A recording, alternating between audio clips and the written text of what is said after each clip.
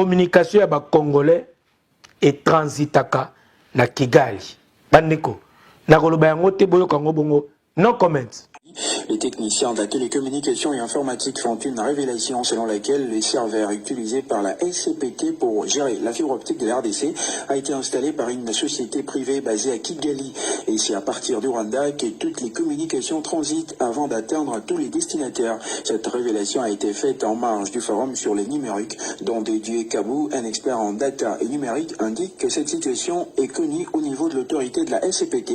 Il conseille à l'autorité publique de s'investir dans l'installation d'un serveur autonome ici à Kinshasa pour éviter le piratage massif des communications en provenant et à destination de la RDC. Donc Dédié Kabou au micro de Walter Nkoy. Je vais parler de ce qui est plus frappant et difficile à comprendre. À la SCPT, si vous vous connectez, vous faites les tests des bandes passantes, vous allez vous rendre compte que le serveur qui est utilisé a été installé par Axiom Network qui est à Kigali. Le serveur qui est là vous donne les adresses IP, c'est comme les numéros de téléphone. C'est-à-dire que toute personne qui se connecte ici par la connexion passant par la SCPT, la fibre optique, l'adresse IP que vous recevez vient d'un serveur du Rwanda. Et c'est quoi le danger et quel conseil vous pouvez donner? Le danger est énorme. Je donne un exemple. Nous passons un appel à partir de nos connexions ici, par WhatsApp ou n'importe quel. Les serveurs qui gèrent les numéros par lesquels sa connexion est reconnue de l'autre côté, c'est un serveur du Rwanda. C'est-à-dire que l'information passe d'abord au serveur du Rwanda, après ça atteint la personne cible. En termes même de mise en écoute, et ils peuvent avoir toutes les informations de toutes nos communications que nous faisons. Est-ce que la SCPT le sait? Oui. Nous interpellons les autorités de l'État. Nous ne pouvons pas continuer à être infiltrés jusqu'à ce niveau-là. Il faudrait que l'État, les autorités aient la bonne information. S'ils veulent douter, ils peuvent aller simplement à la SCPT. Ils trouveront que les serveurs qui font les routages, c'est les serveurs du Rwanda qui font fournir, contrôlent nos connexions entrantes et nos connexions sortantes. Combien peut coûter ce type de serveur? Il suffit vraiment qu'on installe un data center. Pour les pays, ça ne coûtera rien. C'est aux environs de 3 millions et 5 millions de dollars américains. Il peut créer son data center avec les serveurs qui va se faire des routages pour gérer la communication et des bandes passantes qu'il vend aux télécoms et des connexions qu'il va fournir lui-même à la population ou bien aux services de l'État. Et dans la même rubrique, dont Dédieu Kabou, expert en data et numérique, indique que la RDC peut générer 5 milliards de dollars par an. L'argent que gagnent aujourd'hui les sociétés cellulaires, rien qu'en vendant les services d'accès aux réseaux sociaux. Selon lui, cela passe par 2 étapes. Primo, l'installation par l'État des antennes Wi-Fi à partir de la fibre optique dans les grands centres urbains. Secondo, vendre directement la connexion Wi-Fi aux utilisateurs sans passer par les sociétés cellulaires. Ceci va leur permettre d'utiliser WhatsApp, Facebook, Twitter, Instagram, Skype et tous les autres réseaux sociaux sans acheter du crédit. Bande koboki bino moko esali pasi. Balbi révélation oyo esalamaki na forum moko elekaki ya numérique. Ya télécommunication. Boyoki yango bino moko bandeko serveur ya RDC. C'est-à-dire yo bengaka na WhatsApp. Yo bengaka ndeko na yo na appel entrant ou sortant. Balobi et transitaka bongo nanu na Kigali. Na Rwanda. C'est-à-dire nos serveurs sont contrôlés. Mais la révélation toki msusa même l'espace nabiso aérien est contrôlé. Notre tour de contrôle est contrôlé bandeko na ngai. Alors toyoki pena ba mbongo oyo télécommunication epesaka na gouvernement epesaka.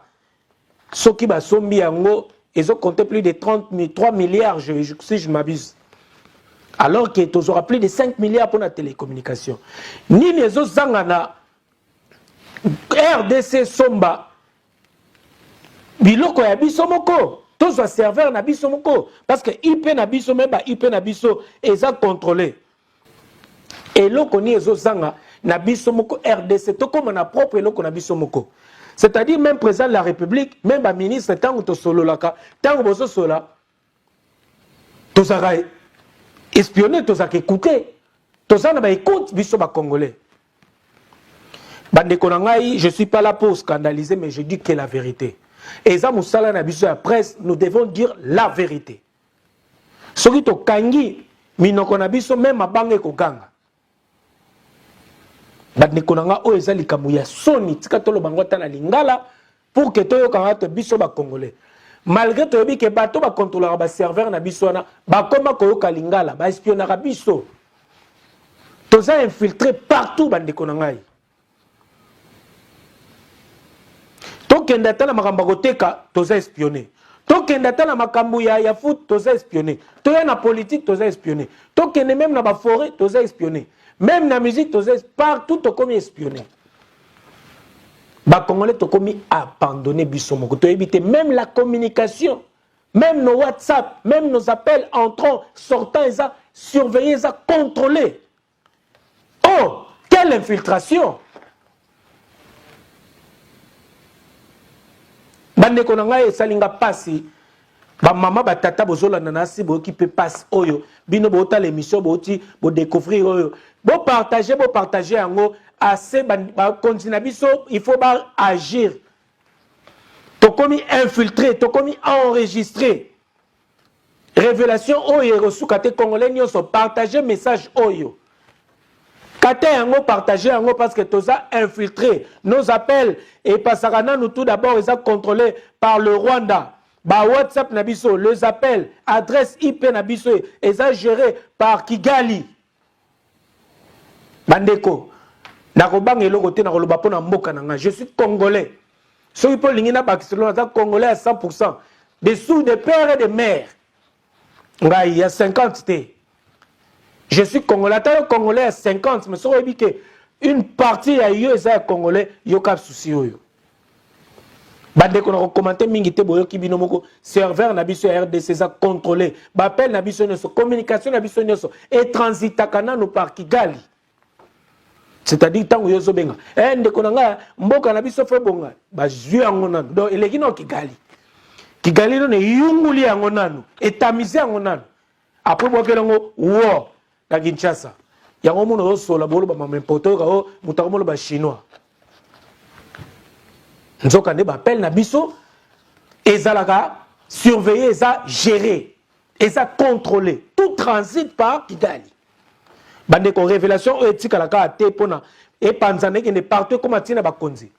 C'est le votre noli tamboule sage, je suis jeune, je suis congolais, fier de l'être même. Mais makambo il faut changer. Bakonzi na biso il faut botelema. Bakonzi na biso il faut boyoka likambo yo. Il faut bo agir. Bo sombelo ko ya biso moko.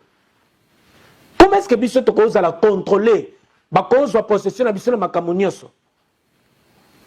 Mboke ça occupé makambe belé si na makambu ya télécommunication aba occupation si na appel na ba appel monsieur dame tout c'est trop.